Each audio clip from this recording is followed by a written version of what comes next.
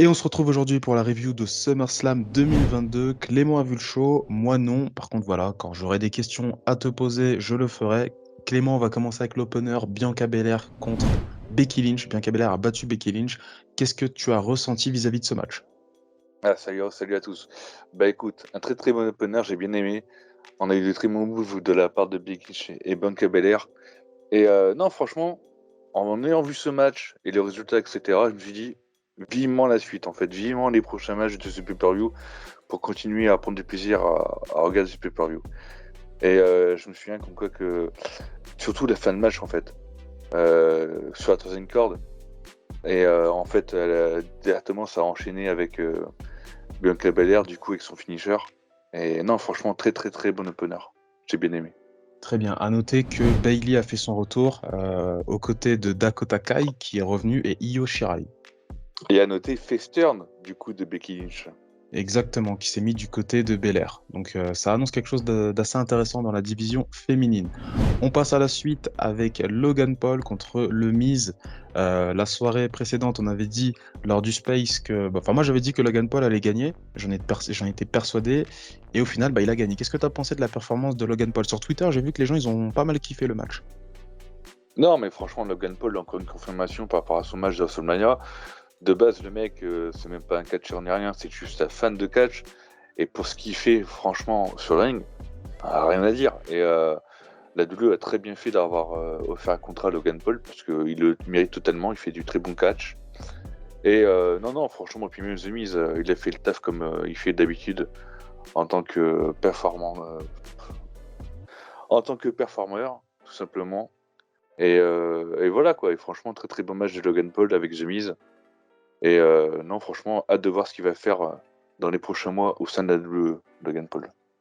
Et à retenir du coup son saut depuis la troisième corde sur The Miz sur la table.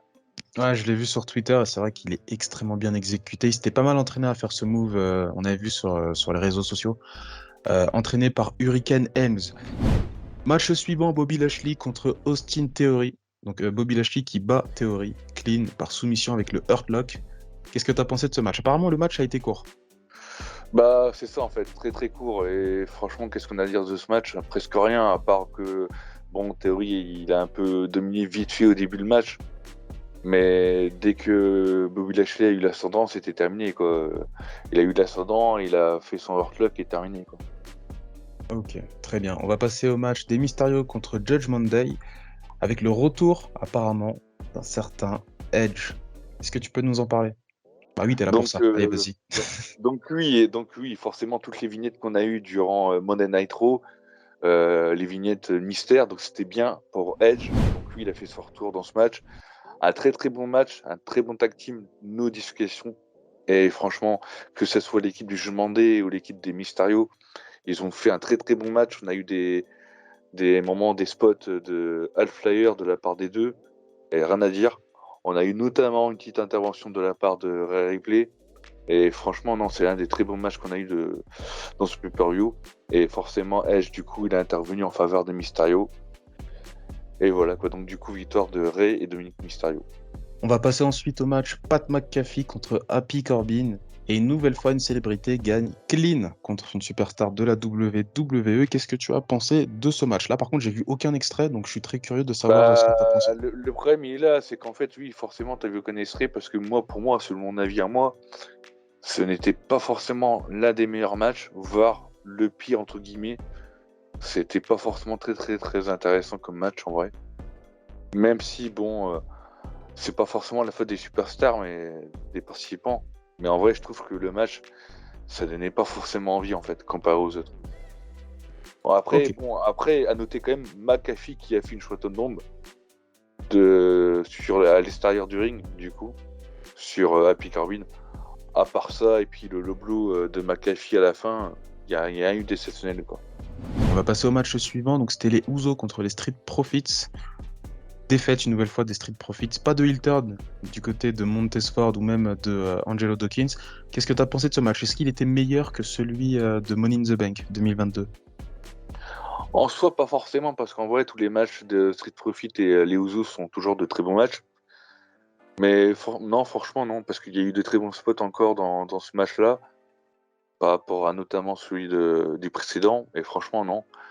À noter aussi comme quoi qu'on a eu Jeff Jarrett en tant qu'invité spécial, et il a fait son taf. Il n'y a pas eu dans tout l'Ourp, il n'y a pas eu genre je tiens pour une équipe et pas pour l'autre. Il a été clean. Et non, franchement, non, rien à dire. Un très très bon match comme d'habitude. On va passer au coming event, Liv Morgan contre Ronda Rousey. Alors apparemment, elle a rivé les épaules. Attends, attends. Rassure-moi, il y a eu une intervention quand même. Genre, me dis pas qu'elle a gagné clean, clean, clean. Bah écoute, si on peut appeler ça clean, pour moi non, puisqu'en fait, déjà dans ce match, bon, c'était un peu genre un peu physique, comme d'habitude avec Ronda Rousey lorsqu'elle fait un match. Mais par rapport au résultat du match, je peux pas appeler ça clean. Parce qu'en fait, il n'y a eu aucune intervention, on est d'accord. Sauf qu'en fait, à ce moment-là, tu as Ronda Rousey qui porte son fameux arbar. Et en fait, oui, elle avait les épaules clouées au sol. Donc forcément, l'arbitre, il fait le compte. Sauf que pendant qu'il s'apprête à faire 3, l'arbitre, bah en fait, tu as Liv Morgan qui, elle, en même temps, elle tape, en fait. Elle tape, et donc du coup, ça veut dire que forcément, elle se soumet, ça veut dire qu'elle abandonne. Et donc forcément, il y a une fin litigieuse. T'as Ronda Rousey qui pète à plomb en disant ouais mais attends, elle a abandonné, même si moi j'avais mes épaules au sol, tu m'as compté 3, mais elle en attendant elle a aussi abandonné. Et donc du coup elle a fait un heel turn, elle s'est attaquée à Liv Morgan après le match quoi. Ok, d'accord. Ok. Et même elle s'est attaquée aussi à l'arbitre du coup pour se venger. Ah, c'est intéressant ça pour le coup. Donc là, du coup, déjà de base, Ronda Rousey, c'est un peu le boss du game dans la division féminine et la boss du game. Et bah là, tu l'as en mode heal, donc bonhomme de chez bonhomme. Donc, faudra. Comment tu vas crédibiliser le fait que la petite gentille Liv Morgan arrive à battre clean la très méchante Ronda Rousey? Là, tu vois, ils sont dans une impasse pour moi. Bah par ce C'est stratagème un peu litigieux quoi du coup. c'est ça. On va passer au main event, Roman Reigns contre Brock Lesnar. Alors, bien évidemment, je pense que tout le monde a vu sur Twitter les images de Brock Lesnar qui se déplace avec le tracteur. Le match était comment? Parce que là, c'était le dernier, soi-disant. Bah écoute, franchement, quitte à choisir un match entre les deux, faut regarder celui-là. Parce qu'en vrai, voilà, bon déjà c'était un last de match, donc du coup tout était permis en termes d'objets, en termes de tout en fait, même en termes d'intervention forcément. Et non, franchement, même si c'était pas par tombée ou par soumission, parce que c'était le dernier debout à 10, franchement non, on a eu l'intervention des Usos, on a eu Poleman aussi qui est intervenu, on a eu Theory qui a tenté de cash-in, sauf qu'en fait le mec, bah, au moment qu'il s'apprête à vouloir cash, bah, en fait, il se prend. T'as Lesnar qui attaque du coup Theory, qui juste avant Theory donne un coup de mallette à Reigns, et qui a voulu cash à ce moment-là, mais du coup Lesnar l'a attaqué. Bref.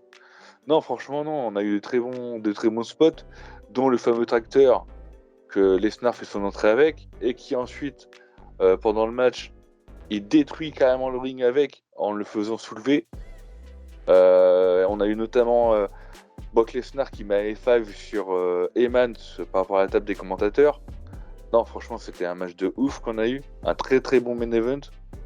Et ça fait longtemps que j'ai pas pris de plaisir à regarder un pay-per-view du début jusqu'à la fin pour le coup. Et non, franchement, très très bon main event. Ok. Et pour terminer, quelle note tu mettrais sur 10 à ce SummerSlam 2022?